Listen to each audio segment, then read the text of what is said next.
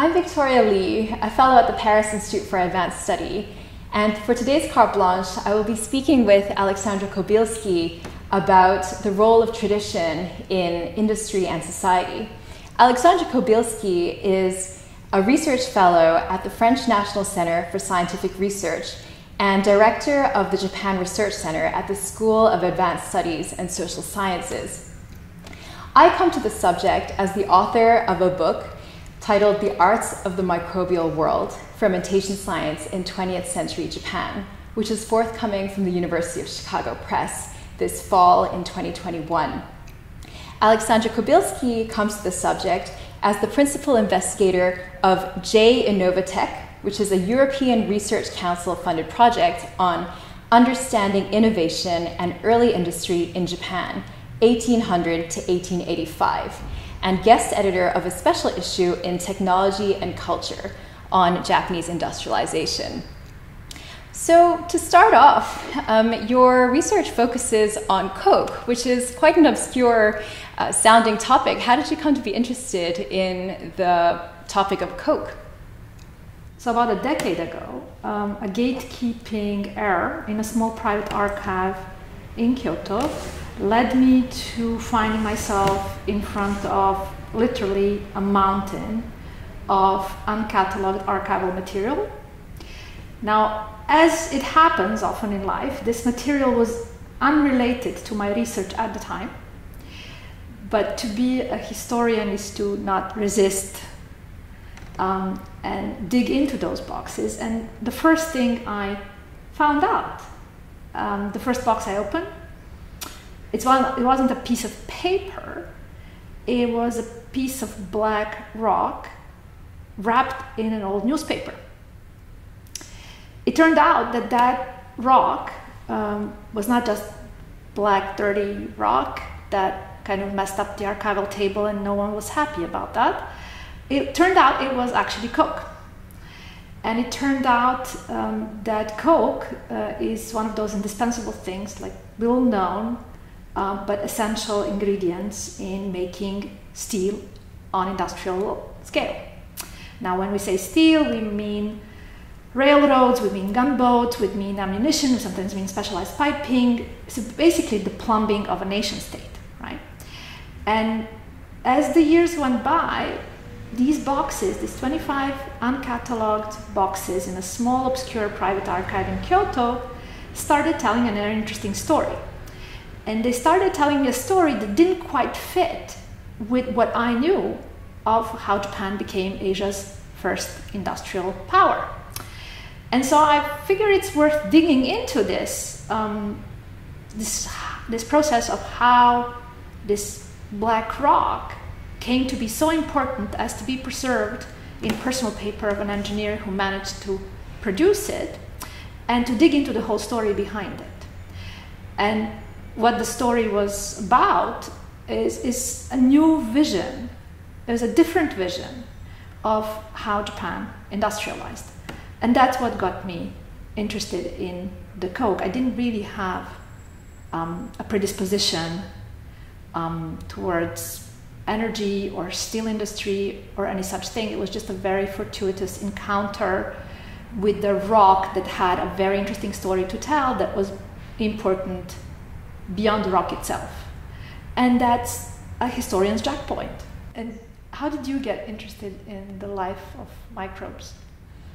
I came to the subject of history of science from a science background, specifically through an undergraduate degree in physics. And science interested me as a modern institution where the institutions look universal across the world in the 20th century.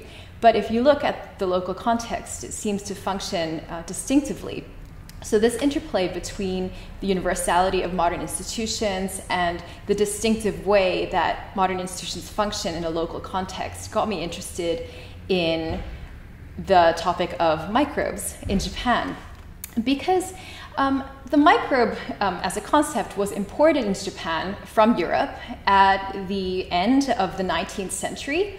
And in Europe, the way microbiology grew up in that time, you could say that there are approximately two kinds of microbial control. One being in the medical tradition, that sees microbes as pathogenic, as germs that cause disease that need to be fought and eradicated. And also another one in a more agricultural tradition where microbes are productive, where they make wine and they make beer. And what we find in France, in Germany, in Britain, is that state support for the medical tradition, the pathogenic mode of microbial control, was much stronger than for the agricultural mode of microbial control that treated microbes as productive.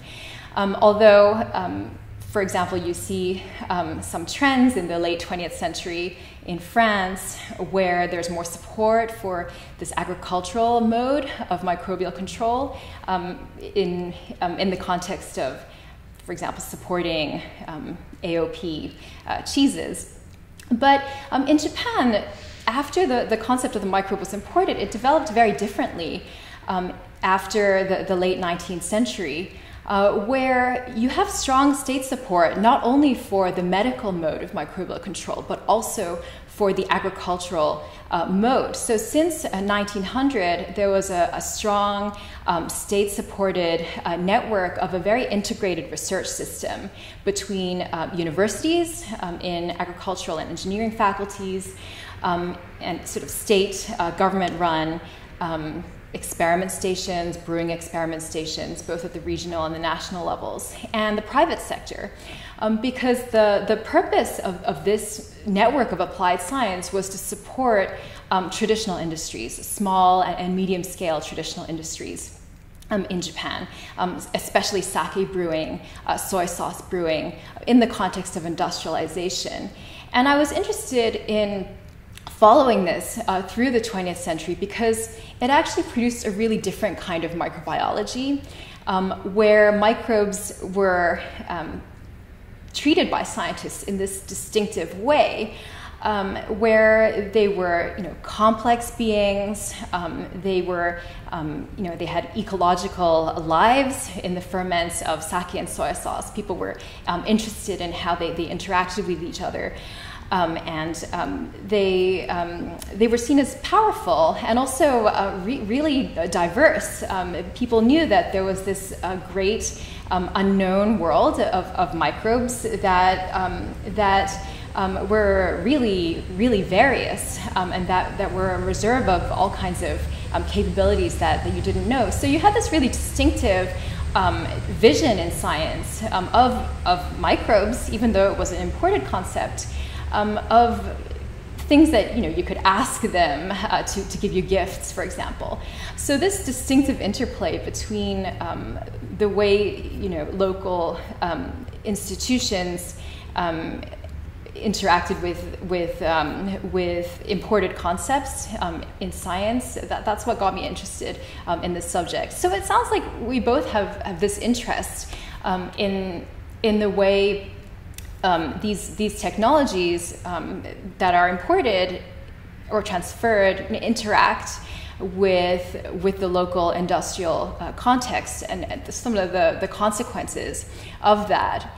But we both approach this differently in the sense that Japanese industrialization, roughly we could say that happened between 1880 and 1900, right? Those were the 2 decades when the Japanese industrial economy really took off. And you look backward from that, right, all the way back to 1800, whereas I look forward into the 20th century. I start at 1900 and look onward. So to understand this period of industrialization and coke and steel making, why do you go back in time to 1800? We all know that by the end of World War I, Japan was a global industrial power. And much of Japanese scholarship and some English language scholarship is very quick to point out that Japan was a sort of a rule breaker in a sense. It managed to industrialize without what was at the time considered as one of the very important preconditions for industrialization, which is basically a lot of financial capital floating around. So Japan managed to industrialize without that. And one of the explanations we have for how that happened was that the Meiji state, the Japanese government, was very good at a series of things, like micromanaging available capital was one of them, but they were also very good at transferring technology. Now, there are two issues with that. One is that there is this assumption that industrial technology is something that you can go purchase and then plug in with more or less adjustments to the local context. That's what we call adaptation. But as your work shows as well, what happens is when you bring things out of a different industrial ecosystem and you import them into a Japanese industrial system, and that is an ecosystem of sorts as well, there are very interesting things that happen. And most of them are not what should be happening. That is not to say that it's a bad thing, it's just to say that most of plug and play technologies, most of the technologies don't work as plug and play. Now we do have good examples of when it does work, like railroads and telegraphs are the poster children of technology transfer. And this is without a doubt one of the most successful stories of technology transfer. However, wherever we have good empirical base, meaning primary sources, to carefully understand the process of what it meant to apply or to bring to Japan technologies that were developed elsewhere.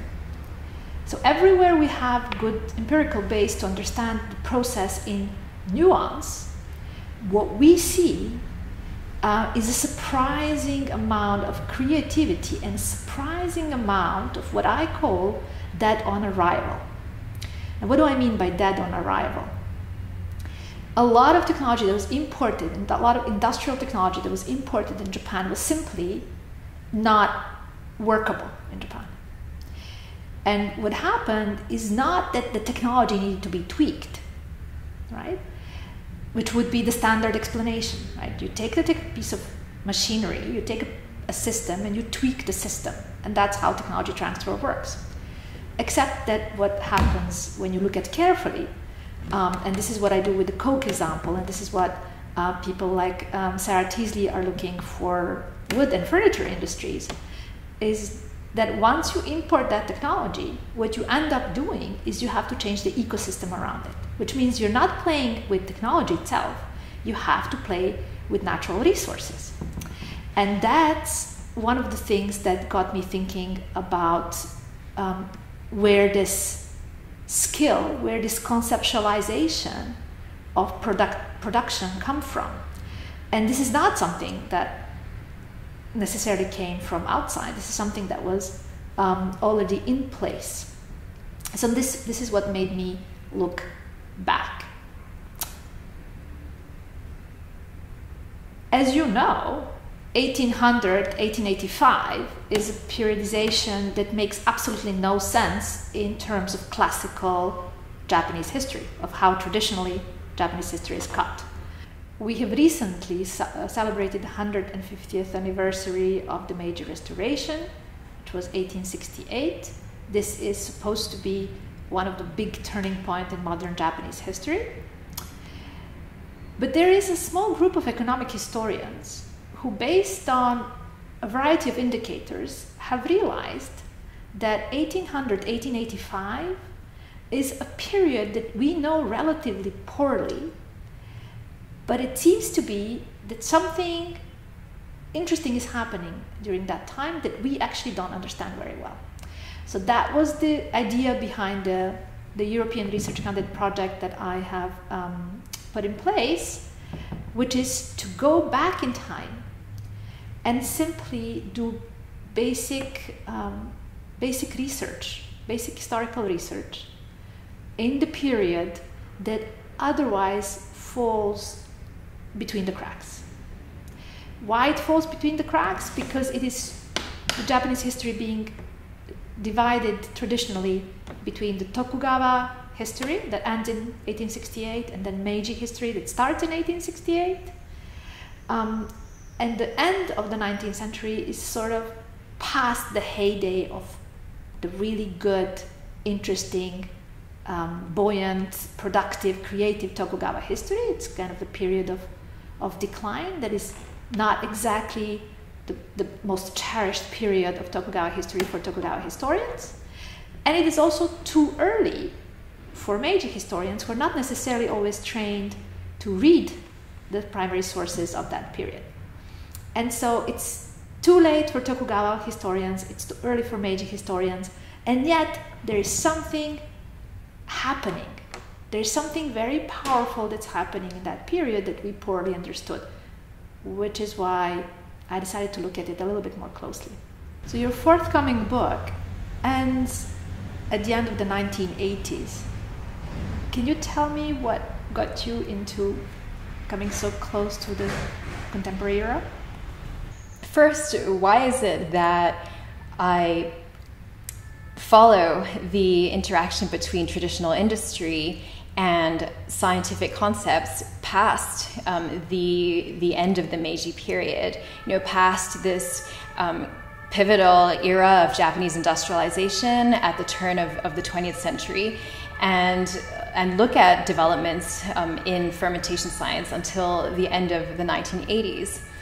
And it's because this interaction, the implications of that interaction between the adjustment of imported concepts and institutions into the local context that you talked about, that was shaped by these developments that going back into the Tokugawa era, specifically in my case, this context of rural proto-industrialization in things like sake and soy sauce making, that the effects of that didn't end in the Meiji era. You can see continuities in the expertise of the scientists who were involved in the relevant disciplines. So it may not look like a scientist who is working in a government brewing experiment station, trying to help small and medium-sized producers at the beginning of the 20th century, looking at yeasts, sake yeasts, looking at koji molds, and trying to study them and understand their properties and preserve them and distribute some of them back to breweries. They may not look like they have much in common with, for example, these scientists in the high growth era in Japan from the 1950s to the 1970s who were working in large corporate laboratories, central laboratories in large enterprises, in food and pharmaceutical companies, who were investigating microbial strain collections as part of private research and development, and trying to see what kind of products these strains could make. And it was a very, very successful system that produced a lot of innovations in antibiotics, in early biotechnology. But they actually had a lot in common in terms of the way they approached the microbial world. And this kind of continuity, it's not something that you would see if you just looked at the level of policy or if you looked at consumer responses, consumer attitudes in the market. It's something that you would see from actually looking at the scientific expertise and following the approaches of those experts throughout the 20th century. Why do I stop at the end of the 1980s?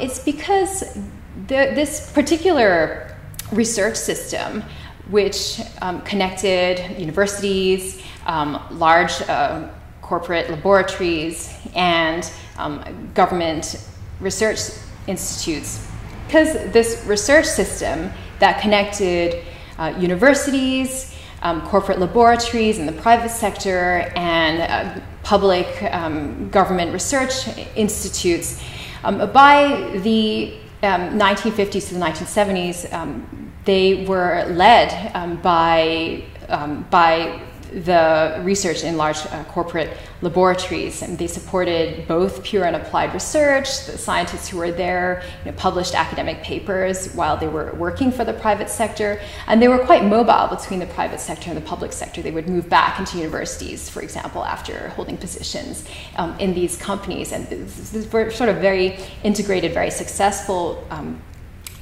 network of research that was led by private labs. But when the economic recession began at the end of the 1980s, that was also reflected in falling investment in R&D from the private companies. And so that sort of research system fell apart. What you seem to be describing is then very different model in Japan from what we saw in US biotech industries? Yes, exactly. In the US model of the biotechnology industry, what you see is the research being led by academic laboratories in universities based on very capital intensive research. And then that would be transferred into the private sector, through venture businesses and that kind of commercialization. But in Japan, it was completely different. And so this is why you see these changes at the end of the 1980s. So how does your research on Japanese industrialization connect to contemporary problems in society? As a historian working on Japan, I get that question a lot, and this is one of the few ways COVID has been helpful, because it has made it clear that in order to get out of a crisis, we need to think differently about the way we produce, about the way our industries work and are supplied, and by the way we consume, both in terms of quality and quantity.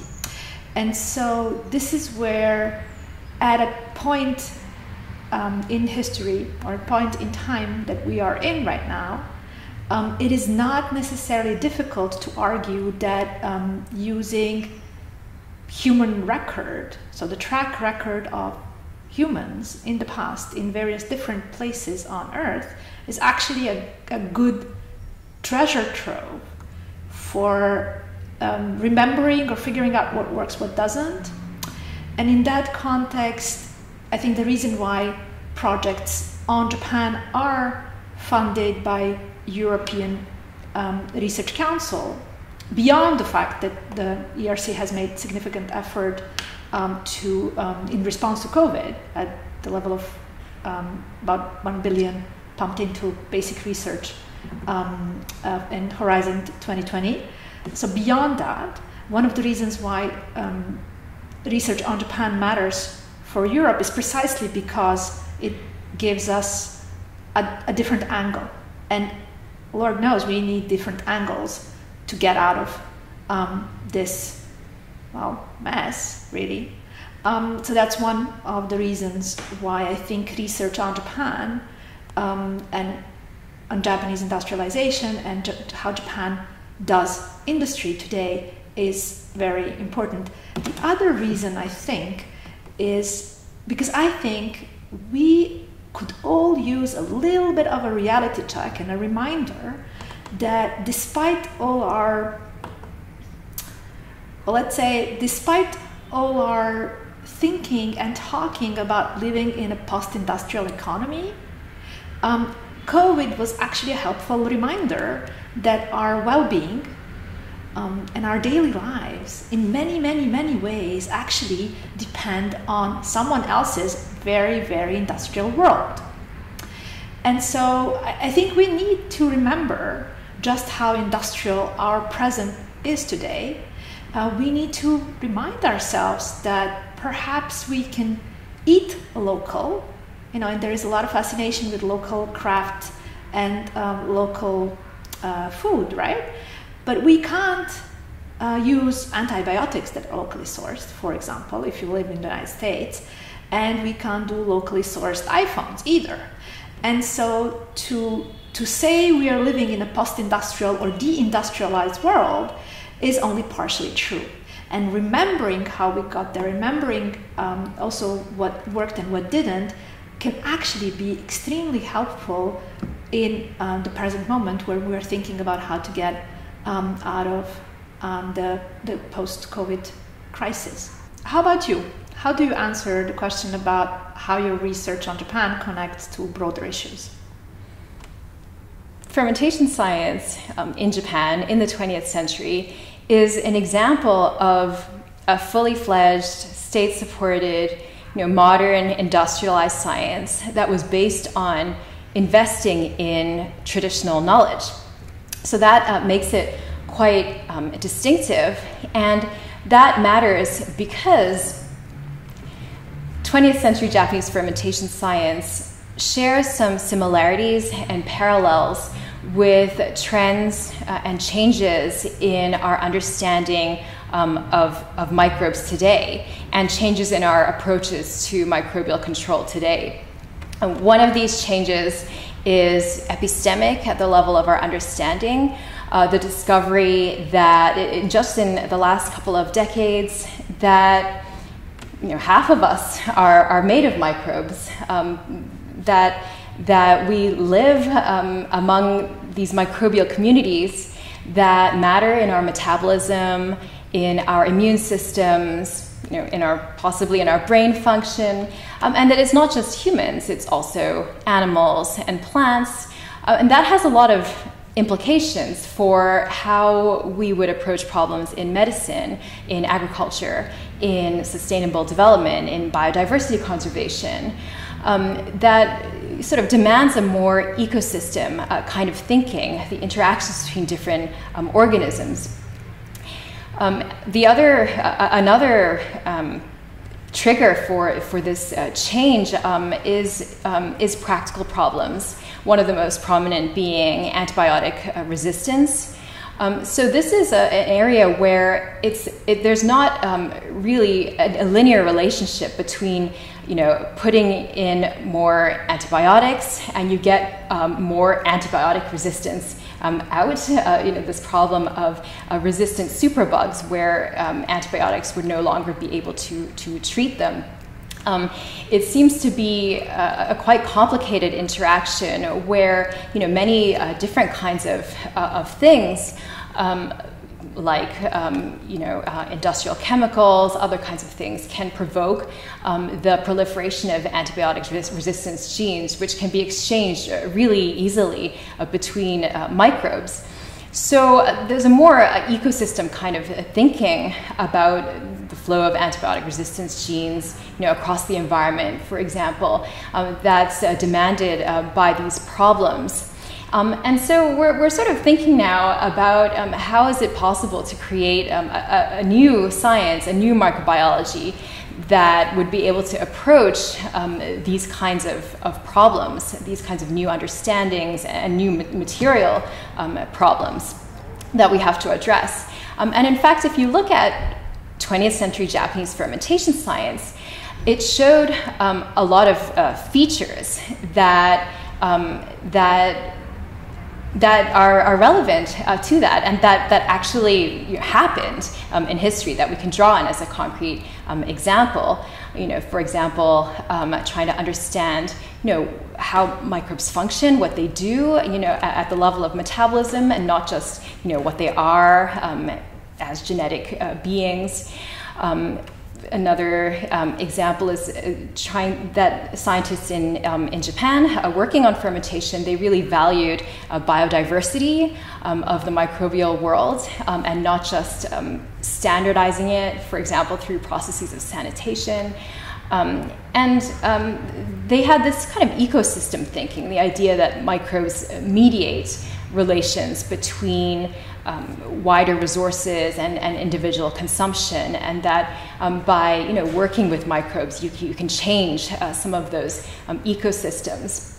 So I think that 20th century Japanese fermentation science could be a reference for the present because of some of these parallels.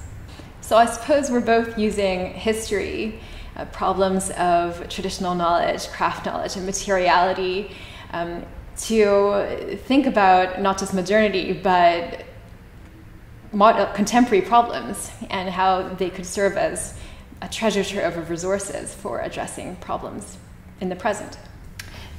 As a historian, I like to think that it's one of those things where thinking with history and thinking with Japan can help us take in the full scope of our possibilities.